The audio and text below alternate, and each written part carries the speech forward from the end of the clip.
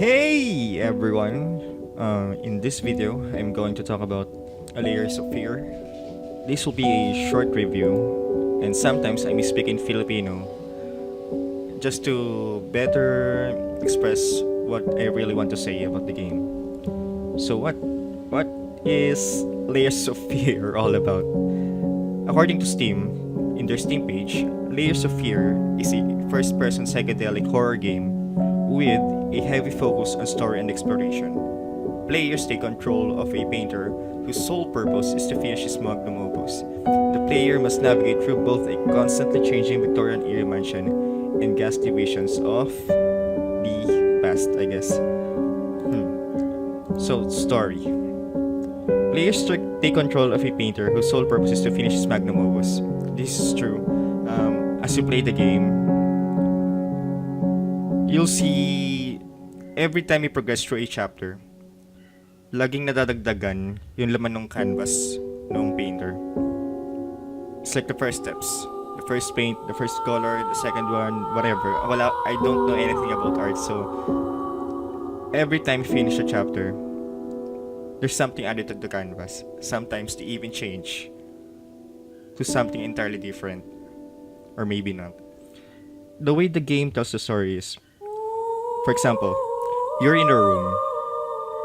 There could be an item there that is facing out or blurred, and then you can interact with it. And sometimes there's a note in which you can read, and then you'll have an idea of what's actually happening in the house in which you're playing at, in where the painter and his wife and his baby lives. And there are also times when,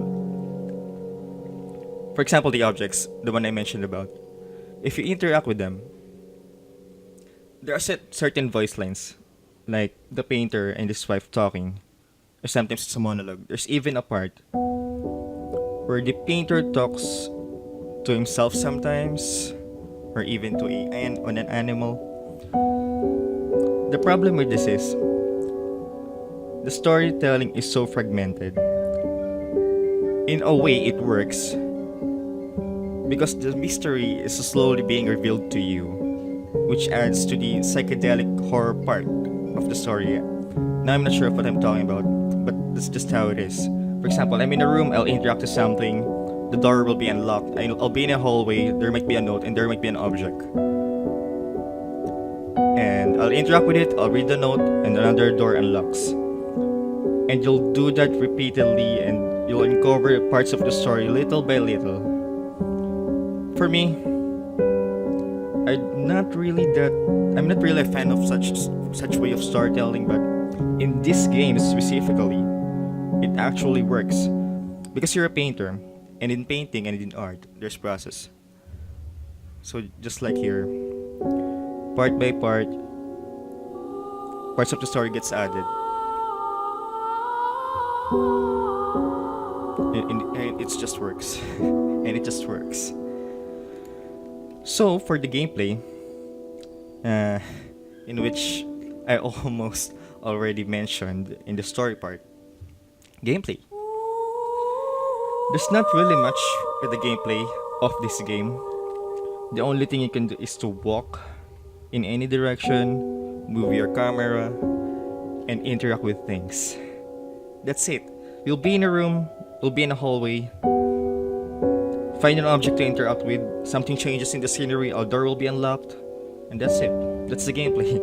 Sometimes there will be a very small puzzle in the form of find a small object, so this object will be complete, and that's it.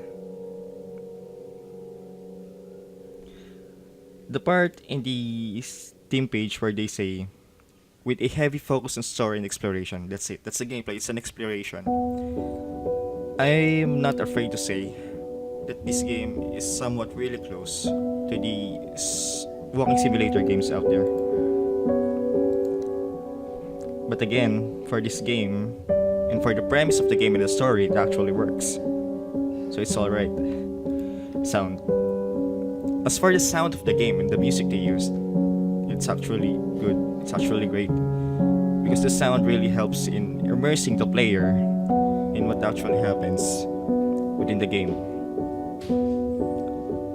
If something intense really happens, the music is intense as well.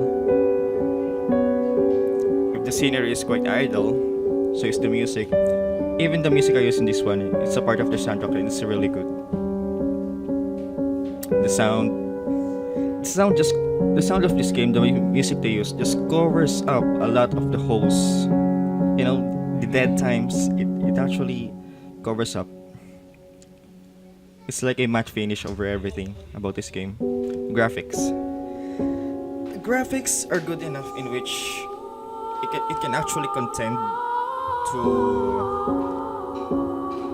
one game that actually reminds me that Layers of Fear actually reminds me is that cancelled game on PS4, the one they call PT. The playable teaser for that Silent Hill game that got cancelled because of so many issues and stuff that I won't mention here.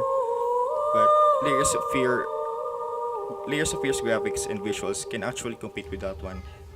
And it's just enough to immerse you and make you shut up even when you're doing a let's play.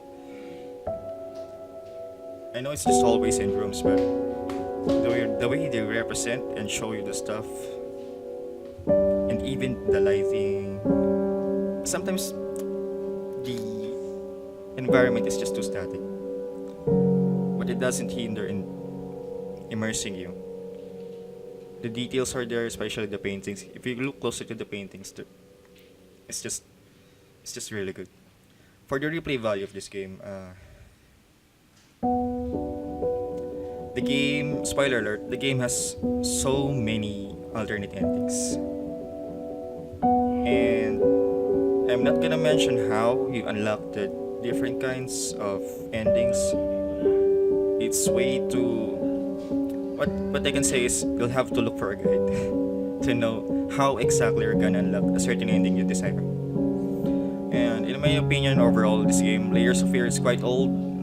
It's 2018 now, and it was released 2016, so 2 years old now. But the graphics is not. It doesn't look outdated. The story still fits. It doesn't. The story doesn't have an issue. It's almost timeless. You know, the issues mentioned or you can see and read in the game, it's still there. It's still happening, and we all have our own horrors. We all have our own desires. Have just our own fuck ups, I guess. So overall, just like everyone else in the Steam page, I'll give this one a very positive rating. Yeah. I'll totally recommend this game to fans of horror games, and those people who played Amnesia, Penumbra, even Outlast, all those kinds of games. So that's it for this video, guys. I'll see you on the next one. Peace.